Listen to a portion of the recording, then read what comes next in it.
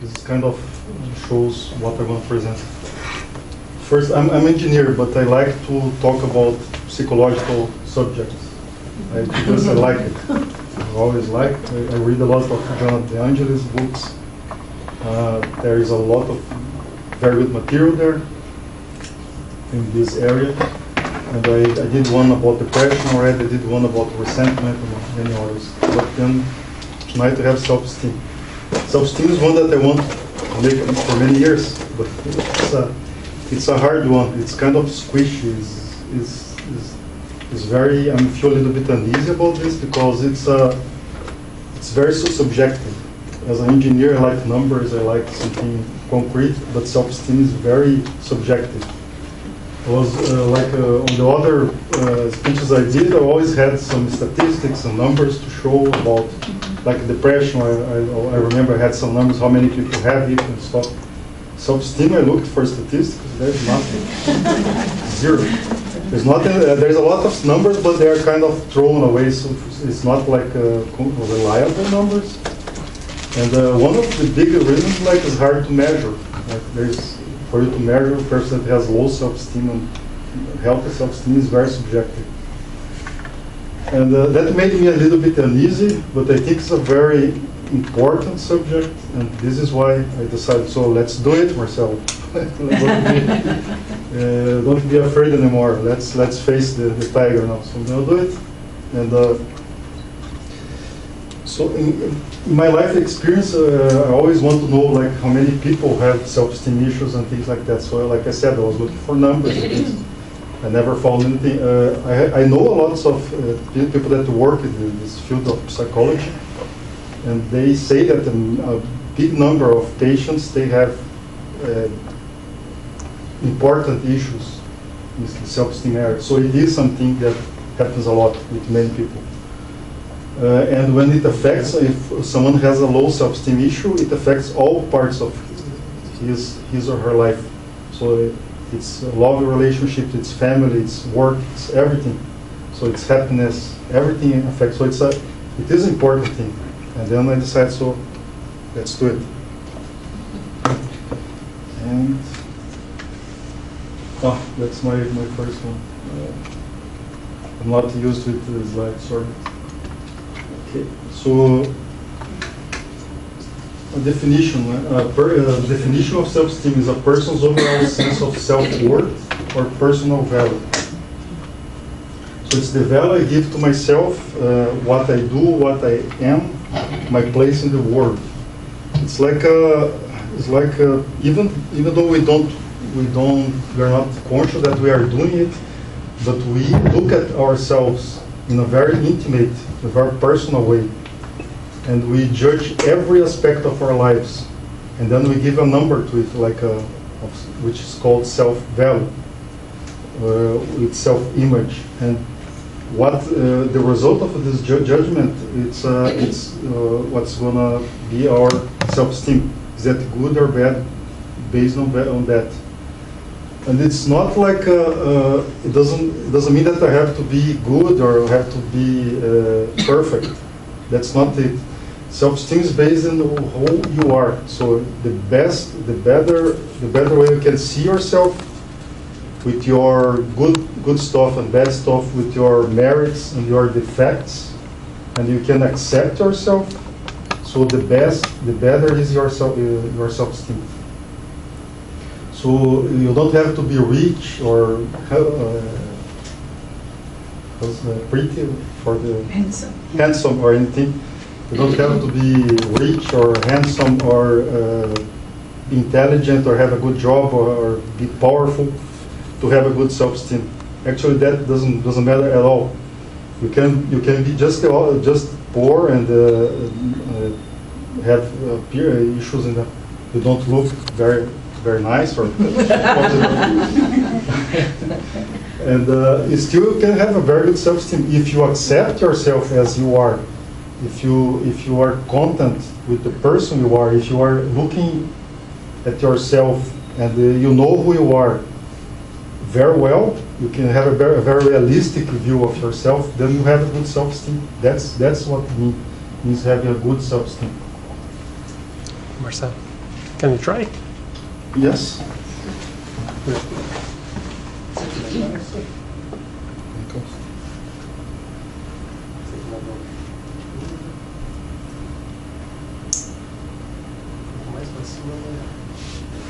Hello?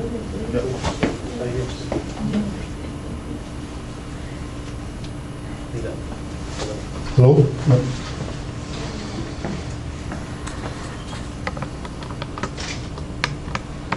So actually, so then I look at all aspects of my life, my beliefs, my appearance, my emotions, my behaviors, my place in the world, what I do, what I am, everything. And then I make my self-image. And the more I know about it, the better it is, my self-esteem. So, and self-esteem is like stable and enduring. It doesn't work like this, like your mood. You wake up in a bad mood, and then there's no low self-esteem day and high self-esteem day. I can wake up in a bad mood or in a good mood. I can do that, but not self-esteem. So this is not like this. It doesn't change like this based on your mood. It's something like that. Normally, you have to work to make it higher, right? It's little by little. The more you know yourself, the higher is your self-esteem. And it's very rare for you to, unless there is some special occasion, something really, like there's a breakthrough in your life that you really get to know yourself a lot more because of some major therapy that you went through, and then you had a breakthrough that you learned something really important about yourself that was that will affect your life. What then is that you can have a big difference in self-esteem in a short amount of time, but normally that's the way it goes.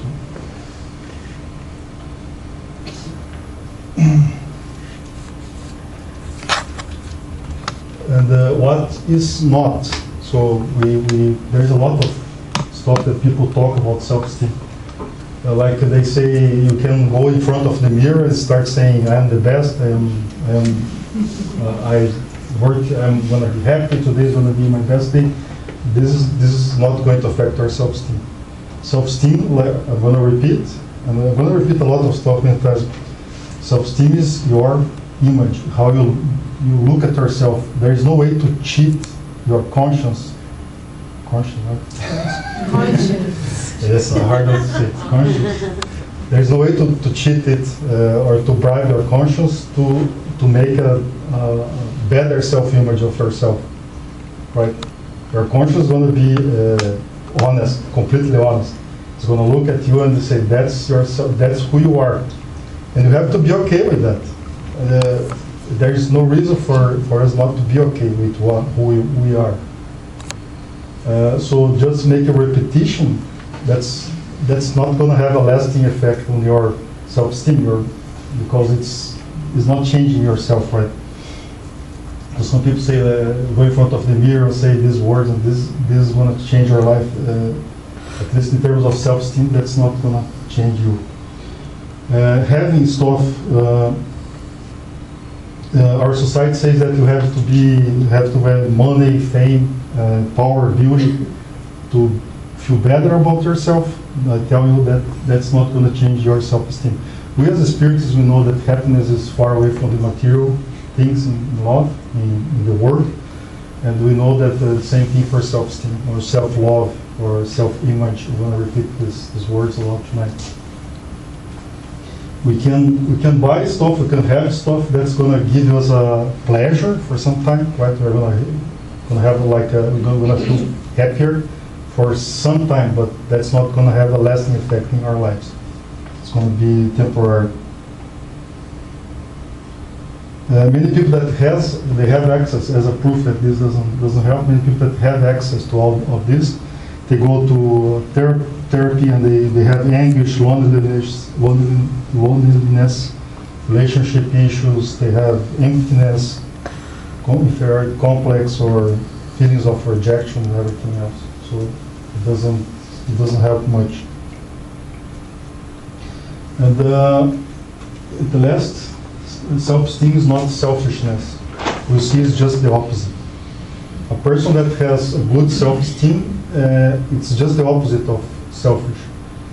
This person will respect himself, and as a consequence will respect others. This person will love himself and is going to love others. And a selfish person is just the opposite. He just only thinks about him or herself. Right?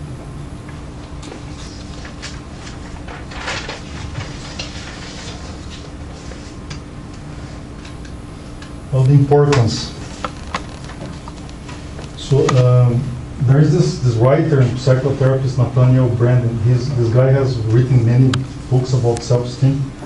I have read a few of them. He's not a Spiritist author, but he's very good. He's very good in this area. And he has a definition of self-esteem that's based on what he says and what I found at Joana de Angelis. They are very close. It's pretty much the same thing. That's why I wrote here. So self-esteem is an essential human need that is vital for survival and normal healthy development. So it's essential human need for survival and healthy development. It's very, very, very important. One of the reasons he says it's so important is because he sells books about that, right? So it has to be important. Right? Just kidding. It arises automatically from within. So it comes from inside of us, does not come from outside.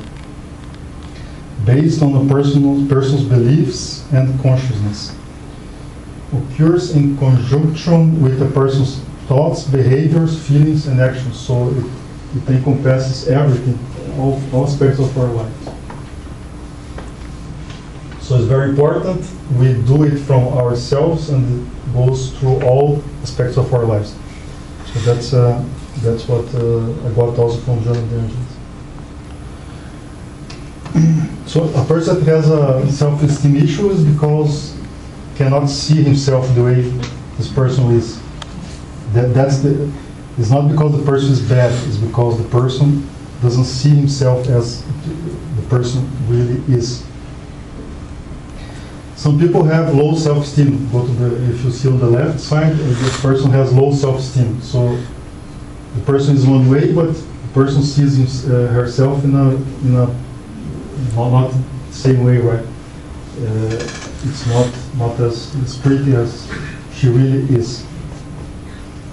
But this person starts to say things like, God was having a bad day when he made me, or I'm very unlucky, or everything I try goes wrong, because she sees herself like this. And that affects all aspects of her life. She feels like a pygmy. I'm going to use this. You know, the pygmies, the native from Africa, they're very small ones. So she feels like a pygmy. She feels smaller than she really is. And then this is something I learned doing I do not know about what I'm going to tell next. It was a big surprise for me. Some people, they have low self-esteem and they feel like that. But then because they feel bad, that's the consequence. You feel bad about many aspects of your life and you suffer because of this, right? And some people have it, and as a protection mechanism, they kind of change their view and become this. They start to see themselves better than they really are, in a way that looks better, right? And they start to say that they are the best, nobody's better than me, and I am the guy. And they start to see like this, right? And this was a surprise for me. I did not know that. I always thought this was not a person with low self-esteem, but it is. In fact, starts like this, creates a protection mechanism to look themselves like this. But this is also a problem. This is not a good thing, because first, it's not a person that I would like to be hanging out with. It's not a very good thing to listen. I am the guy, I am the best, and nobody's better than me. That's not this people is going to be lonely, right? So the person has a distorted view of himself as well. And with time, life will kick in.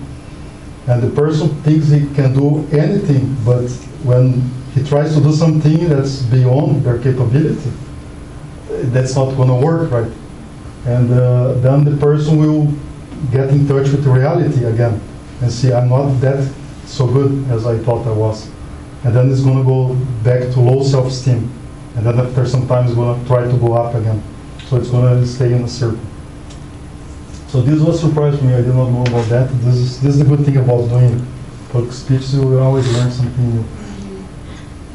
So this guy is the giant. She's the pygmy, and this guy is the giant. I'm gonna use that later on.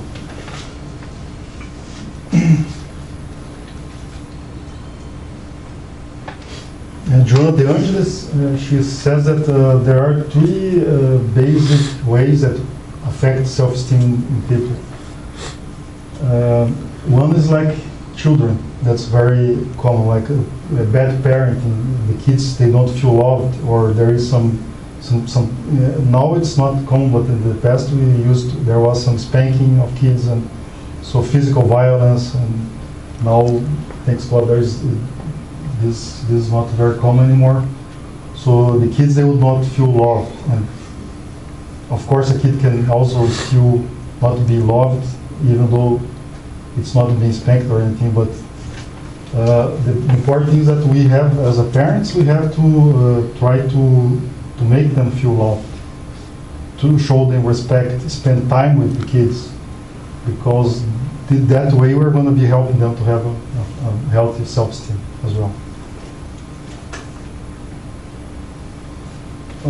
Another thing that can happen, like frustrations. If a person has a sequence of frustrations happening in the life, that they can also have self-doubts and becoming with a low self-esteem.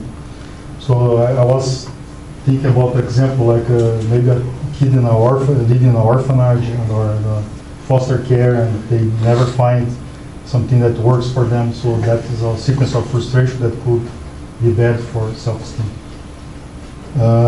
Personal dreams. I have my dreams. Maybe I'm gonna try.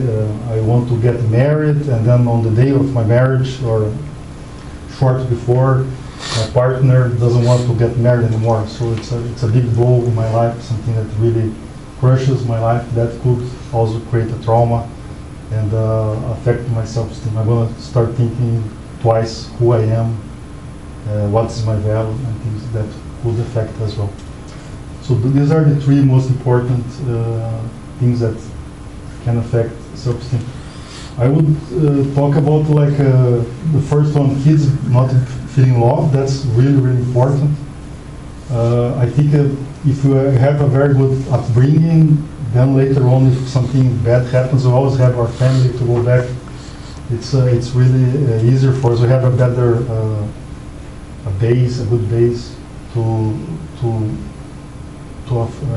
work through some issues later on in life. And the Book of Spirits, they teach us that, I think it's the next one. Yeah, the Book of Spirits, they teach us that we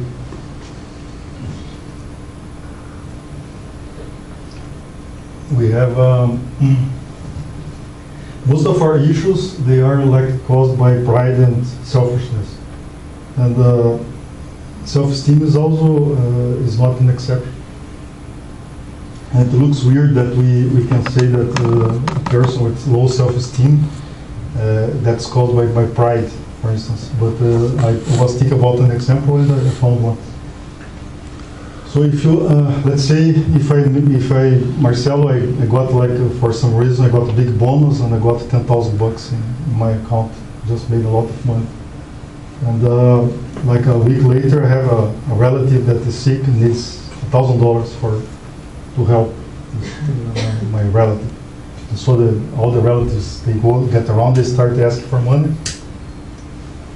And I just got $10,000, so my conscience will tell me, Marcelo, just pick the tab, right?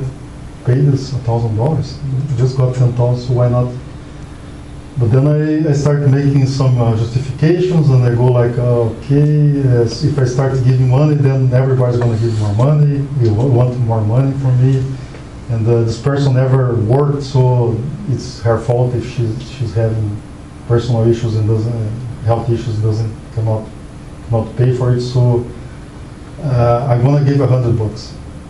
So I give $100, but I wanted to give 1,000. So what's going to happen? From the outside, people look at me and say, Marcelo gave 100, so he's a nice guy. He gave $100, right? They don't know I had 10,000, just got that. They don't know anything about that. I gave so for my ego, I'm okay. People look at me and they think Marcelo is a nice guy. He helped, right? And every time I need, Marcelo is there. But for my conscience, it's going to look at me, it's going to say, Marcelo, you should have picked the tab, you should have paid $1,000.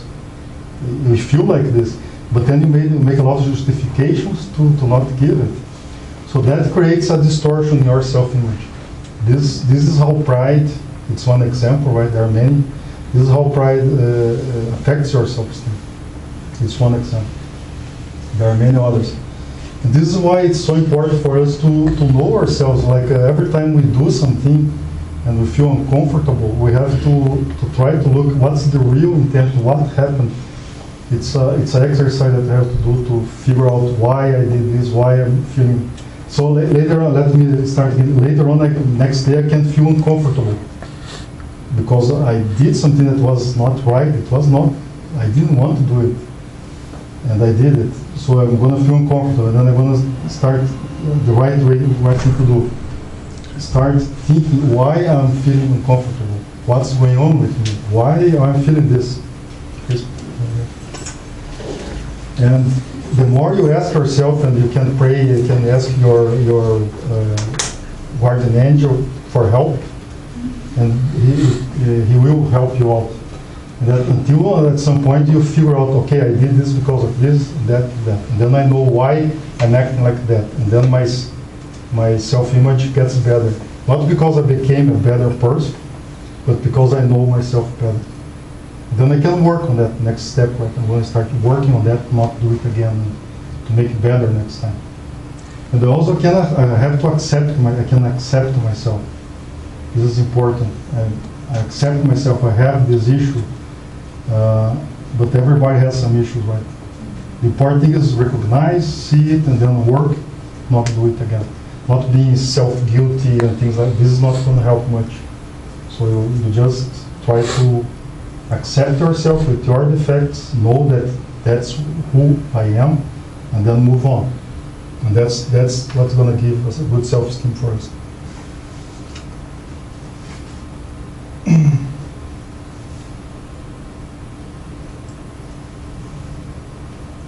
So because pride is the problem, the solution is humility. That's how it's going to work. Humility is the one that's going to help us to look at ourselves, and find the issues, like without thinking that we are perfect. Pride wants to show us as perfect. We are not perfect. Humility allows us to look inside of us and to see that we are not perfect. We have issues, and then know ourselves, improve self-esteem, and then work on the issues we have. We have to see ourselves in the reality, no pygmy, no giant, but we are in the middle. We have difficulties, we have blind spots, but we have merits, virtues, and intelligence acquired in lives. We have talents and abilities, but we also have struggles. And with humility, we can start a journey of self-knowledge, self-awareness. The more we know ourselves, with humility, the more we love ourselves. A person that has a healthy self-esteem always works to be better, because it's like a virtuous circle. You know yourself better, you love yourself more, and the more you love yourself, the more you want to improve, and then and then you feel better, and you want to always improve yourself. At some point, the happiness is so great that our lives only have the purpose of love, feeling love. It's not a love like love. I'm saying it's not like a vanity or a bad kind of love. It's we just love ourselves in a good way. Right? It's not in a vain way or anything like that.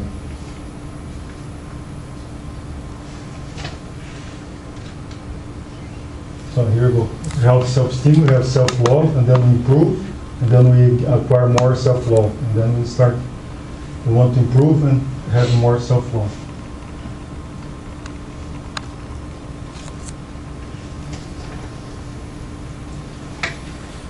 So we fall in love, not in a narcissistic, not in a vain, not in a prepotent way, but in a realistic way.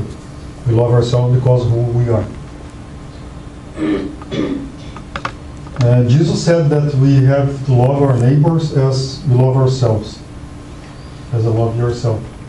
I always I was never content with this phrase. It was never. I could not understand it very well until now. Love your neighbor as yourself. But what if I don't love myself very much, right? Then how it's gonna be? Then I won't love my neighbor, right? And then I know that it looks like you cannot love yourself as much, but then you love, like my kids. I can love my kids more than I love myself. So it was never very well this thing until now.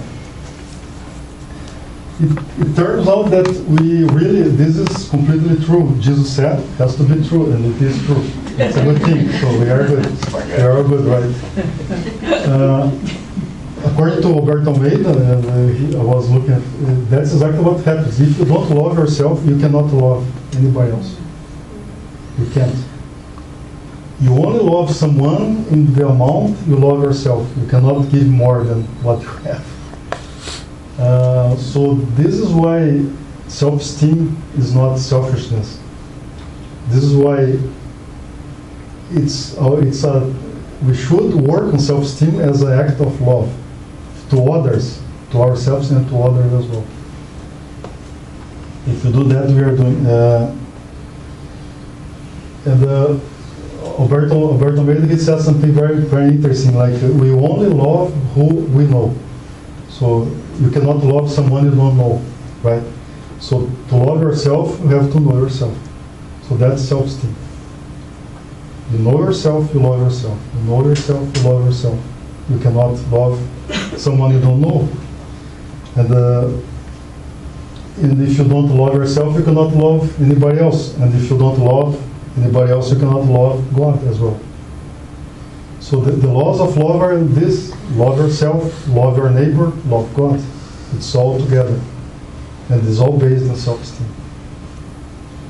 So that's where we start. It's kind of important thing.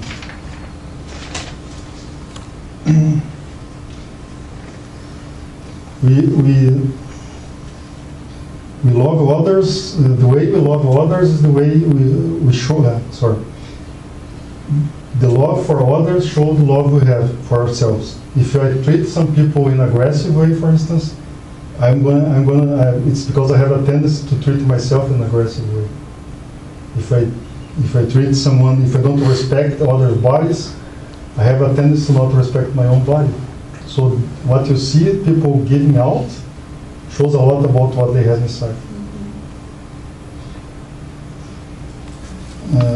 The more we know ourselves, the more we accept the pros and cons, the abilities and the limitations, the healthier is our self-esteem, the greater our self-love. I'm not saying, like if I know myself, I'm not saying I'm going to accept my mistakes, my problems, my issues, my struggles. I'm not saying that. We have to look at it, but then I'm going to work on it, on my struggles, my problems. And every time I fail doing something, if I fail, I don't get it right, I'm not going to be guilty, but I want to be looking forward to the next opportunity to make it right. I'm going to always try to improve. The guilt is not going to help much. So you try, you make something wrong, but then you try again. That's the way you are going to improve. We are like a fruit, that's what Alberto says too. We are like a fruit that is green on one side and it's ripe on the other side. That's a very good analogy he said. It's like we are not completely green like the pygmy. We are not completely ripe like the giant. We are something in between. One side of us is green, the other one is ripe. And that's we are going to work to make both sides ripe. That's going to take some time. The move toward self-knowledge and self-acceptance to promote self-transformation is possible because of humility. This opens a space for love that will radiate to my body. It will improve my health, even my body health, and because I'm in love with myself, that radiates inside of us, and that radiates outside to my neighbor and to God. And to my relationships, to my social groups, to my family, to everybody. And how to improve. So the way for good self-esteem is to know yourself. We established that. There are some ways to do meditation. Meditation is a very good one. We have a happy meditation hour every other week here in the central. You can do if you want. That's a way that's going to help because it's a journey inside of yourself. It helps. If you are interested, you can ask any worker here. Go to website. We have the dates. There is a calendar there. You can do that, or you can try it at home as well, right? Meditations. There are books and there are videos and things like that. Book of Spirits, question 9198. There is a text from St. Augustine that I have said here in front of you guys. But it's from the Gospel according to Spiritism. And St. Augustine talks about what he did during the day, and then overnight he was going to go through that thing. So I said that too many times. I said like 150 times already here in front of you guys. You guys must be tired of it. So I said to myself, I'm not going to talk about this anymore. Then I found in the Book of Spirits, question 919, is the exact same text. So I'm going to start talking about that one now. But it's the exact same thing. So St. Augustine, again, I'm going to talk about this. So St. Augustine, he was like, overnight he was going through his day, his whole day, what he did right, what he did wrong. If someone had any complaints about him, he would go through his day as some guy that works in commerce goes through his book at night to take a look at what's the profits and the losses and things like that. So he was going through every night. He would go through it and see what he did right and wrong. And every time he would pray for his guardian angel to help him out to see if there was what he felt when he did something wrong, what he felt, what was inside of him. So he could improve. You have to get in touch with how you feel about something so you can really know what's going on. Because pride is going to hide the real intent behind everything, right? So you have to use humility to find what's your real intention in all your acts. And this is it's a work. It's not something you get easily. It takes some effort, some time, but you get it. And you ask for help and do that every night. That helps a lot. And another thing that helps is silence. We have some issues with silence in our modern lives. We are crazy for entertainment. Every time we get in the car we want to drive, we get the radio on and let's listen to music. Right, Fernando? That's right. You're completely right. Yeah, I do that.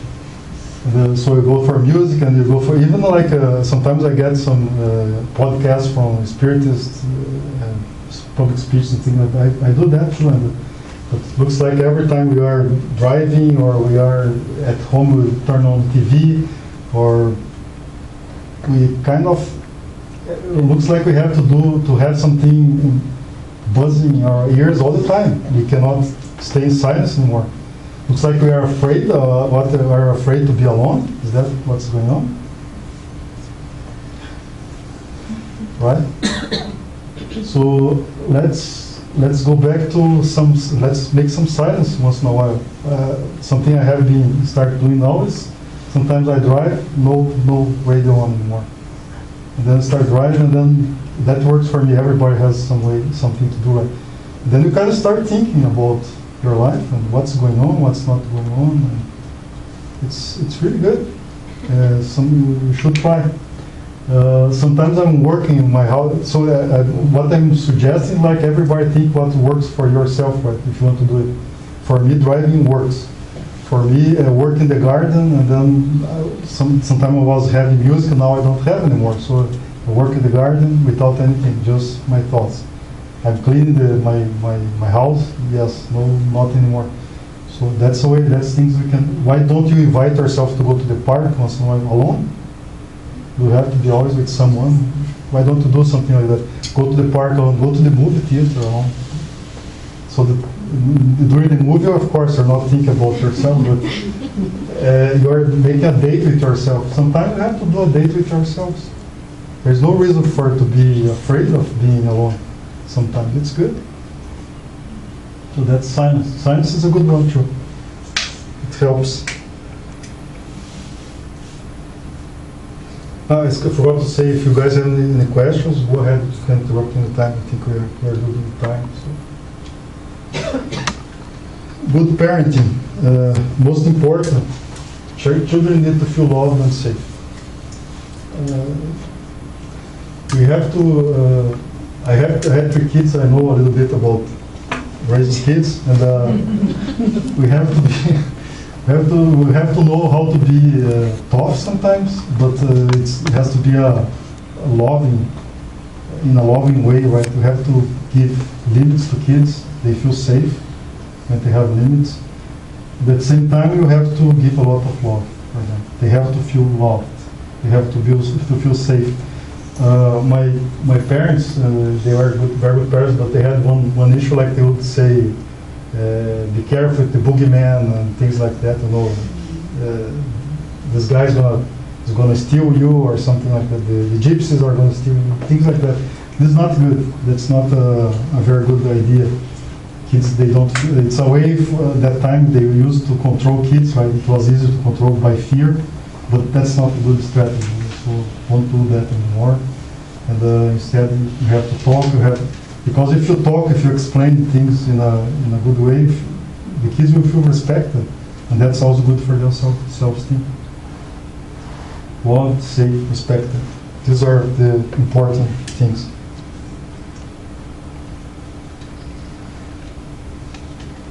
No, sorry, not there yet.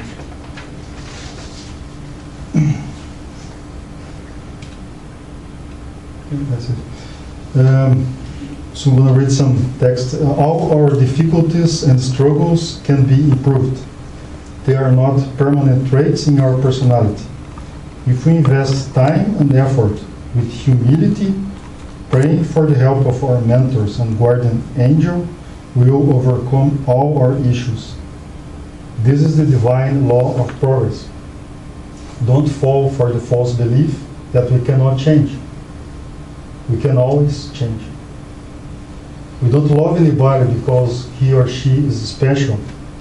Mother loves her son not because her son is special, has something, is perfect. Her son can have lots of issues, and sometimes drug issues, something really hard, right? But still, the mother will love her son. And the same way, we have to love ourselves, even if we have some issues. We all have some issues. We are all in the same boat. We all live in a a planet of trials and expiations, and this is proof that we are kind of more or less the same vibration. We are not very far away. We all are more or less the same. So there are rare exceptions, people that are some issues and things. This is 0.001% of people. Like we are kind of the same vibration. We all more or less have the same virtues, the same effects. Nobody is better. Nobody is worse than anybody. So we can love ourselves. We should love ourselves the way a mother loves her son. We can love ourselves as well, no matter what. And we have the potential, right? We also have a potential of being a better person. Jesus said one day that we can do whatever he did and many more. So we have this, and we can look at this and say, okay, we have a big potential inside of us. We just have to develop it. And the way to develop is self-esteem, knowing yourself. That's what spirits always say. You have to know yourself. People are saying that, like Socrates said that before Jesus Christ. He said the same thing. You have to know yourself. It's been around for a long time. This is what we can do to get, and among other things, a better self-esteem. We too shall love ourselves, recognize that we have our difficulties and struggles, humbly being appreciative of our virtues, our moral victories that are already conquered, and our potentials that are already possessed but are still dormant. This way we have a healthy self-esteem. This way we will love ourselves and then be able to love our neighbor and then be able to love God. Thank you.